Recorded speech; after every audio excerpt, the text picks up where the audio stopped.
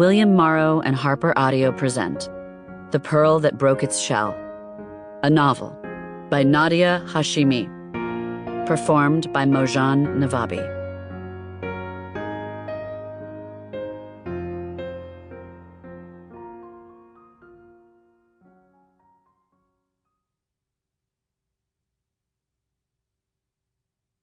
To my precious daughter, Zayla, to our precious daughters. Seawater begs the pearl to break its shell.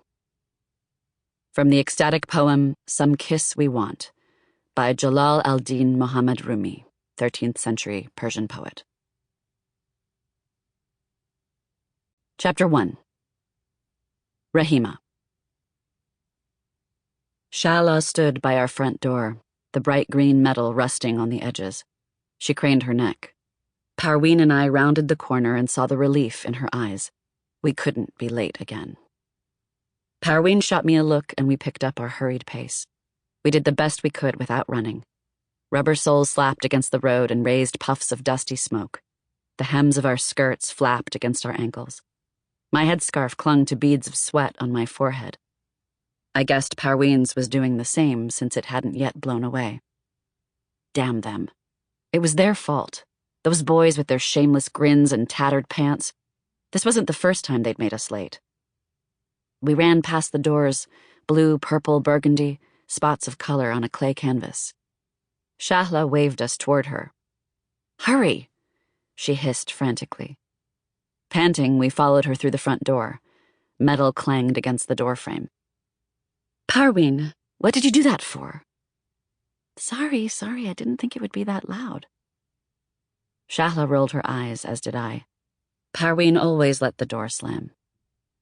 "What took you so long? Didn't you take the street behind the bakery?" "We couldn't, Shahla, that's where he was standing." We had gone the long way around the marketplace, avoiding the bakery where the boys loitered, their shoulders hunched and their eyes scouting the khaki jungle that was our village. Besides pickup games of street soccer, this was the main sport for school-age boys, watching girls. They hung around waiting for us to come out of our classrooms.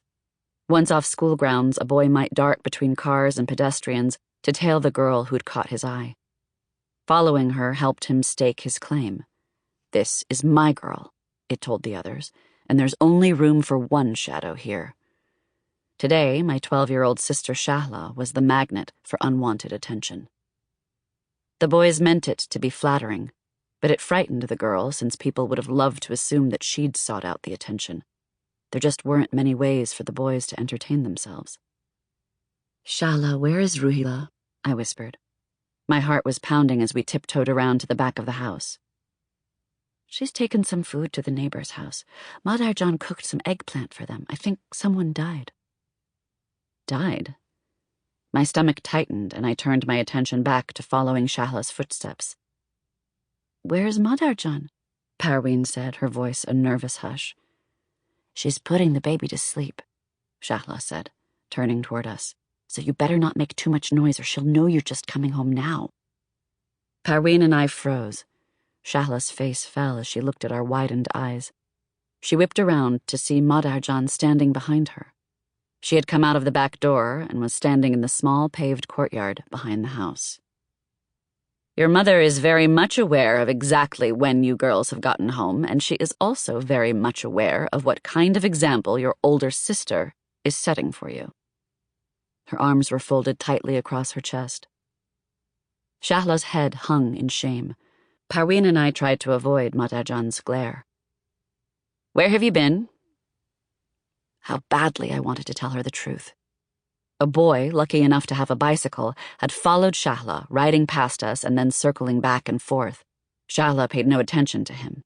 When I whispered that he was looking at her, she hushed me, as if speaking it would make it true.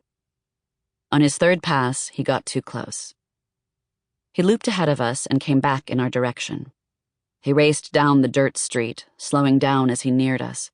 Shahla kept her eyes averted and tried to look angry. "Parween, watch out!" Before I could push her out of the way. Sample complete. Ready to continue?